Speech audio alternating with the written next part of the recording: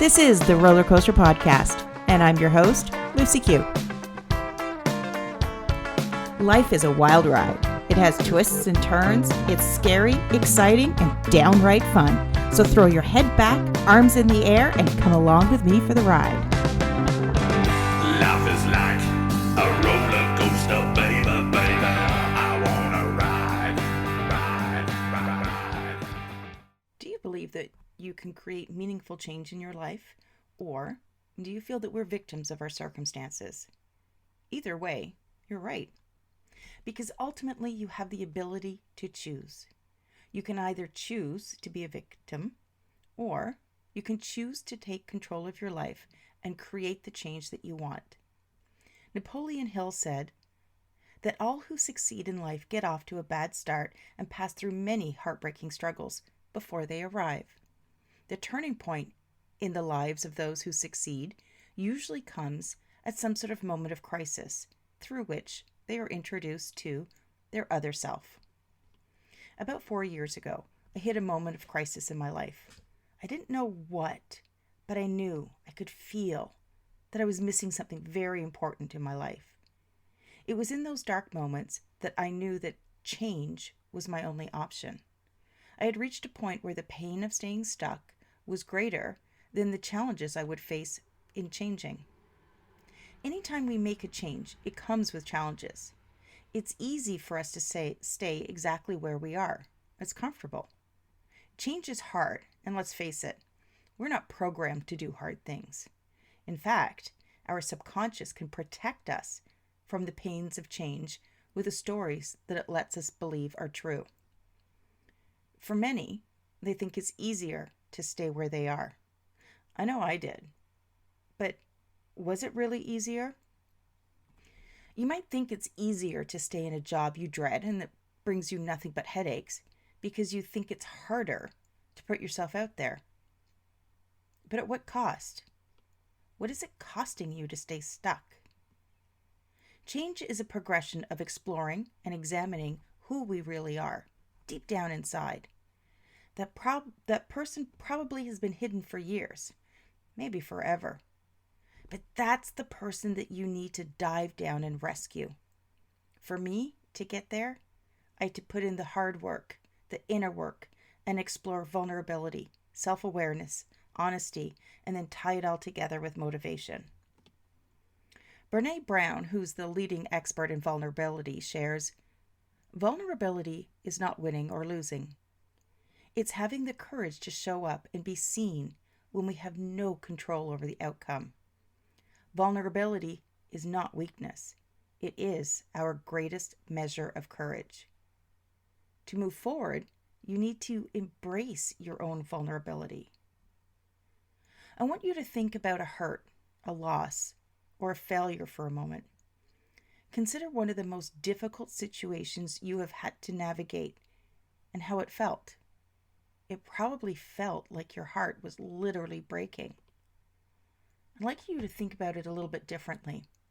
I want you to think of that break as a protective coating that surrounded your heart. When you experienced this situation, the protective coating started to crack. Your heart wasn't and isn't broken. The situations tore down one wall to allow you to fully feel your way through that situation. It didn't take me long to realize that I had put up one wall after another in a desperate attempt to protect myself from getting hurt. Those walls, while they were well intended, did much more harm than good. Those walls stopped me from being me. They stopped me from showing up as my authentic self. Those walls stopped me from living my best life. I had to carefully and slowly start taking down each wall, brick by brick. It took courage to be vulnerable, but I knew that by making myself vulnerable, I would be able to grow closer to my authentic self. If I avoided being vulnerable, then I would continue to hide behind those walls. I've learned to embrace vulnerability and use it as a strength to better understand my pain points. The pain and the hurt that I had buried for so long unconsciously made me retaliate when I felt threatened.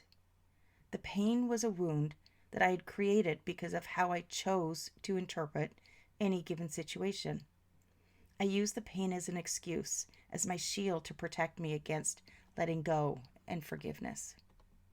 In exploring my own vulnerability, I quickly realized that I had to work on self-awareness because the two were intertwined. I used to hide who I really was, what I felt, and what I really wanted. The biggest problem was that I didn't know I was doing it. I kept living life trying to be who I thought I was supposed to be. Add to that my limiting beliefs, and it's no wonder that I ended up hitting rock bottom. To climb out of that hole, I had to ask myself some tough questions. I had to learn about myself and rebuild my self-esteem.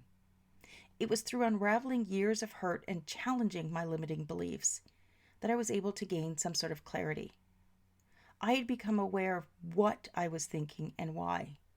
I had to reframe my past challenges to see the lessons that were hidden inside. I had to look to my past to heal before I could move forward. Becoming self-aware meant that I had to get honest with myself, brutally honest. It's hard to admit our flaws. It's hard to admit our mistakes, and it's hard to ask ourselves those tough questions. But if you're going through hell, you got to keep going. And so I did. If I didn't find the resilience to be honest with myself, then I would never have gotten unstuck. I would never have been able to grow and to move forward. I had to be willing and committed to understand where I was before I could change anything. Up until this point, I could only see what I wanted to see, what I chose to see, and ignored everything else. It worked for the short term, but ultimately, it was destructive and unhealthy. It may have been painful, but it was the only way to happiness and growth. We all have good things going on in our lives. We all have bad things going on in our lives. They go hand in hand. With radical honesty comes radical acceptance. Whatever happened, whatever I uncovered, I had to accept it as it was instead of trying to pretend that it wasn't an issue. I started by spending time in self-reflection. I would think about what had gone right and what hadn't. I looked at how I could have handled things differently. The key was to look back without criticism or judgment. It wasn't about tearing myself down. It was about looking back so that I could get unstuck and move forward. In Simon Sinek's famous TED Talk, he shined a light on the importance of starting with why. Understanding my why on so many things gave me the space to see what would give me the drive to continue pushing forward when I would get emotionally raw. For me, my why was that I was tired of being stuck at the bottom of a barrel of shit. I was tired of hurting. I was tired of the unhappiness. I was tired of not being me. The pain of staying where I was far outweighed any of the challenges that I would face. That became my motivator. Armed with this, I was able to look at where it was that I wanted to go. It helped establish direction. I knew where I was and where I wanted to go. I was able to make decisions based on my vision of the future, and I had the determination to get there. Life will never stop throwing challenges and obstacles our way. How we choose to see those challenges can either hold us back or propel us forward. It's up to you to determine the direction that you're heading in and the veracity in which you chase change. But you have the power to make any change you want. So, what are you waiting for? Thank you for joining me today. Remember, your support of the roller coaster is always appreciated. If you can, leave me a rating and a review. It will help me reach more people. Join me next Friday as I dive further into the world of vulnerability. And until then, I'm sending you my virtually distant hugs. Thanks for listening to this episode of the Roller Coaster Podcast. Want to chat or share your ideas about today's show? Pop me an email at hello@therollercoasterpodcast.com. Don't forget to connect with me on Facebook and Instagram at The Roller Coaster Podcast. Our theme song, Roller Coaster, was performed by The Lucky Setback. Audio editing by the one and only Jeff Quigley of Quigley Creative.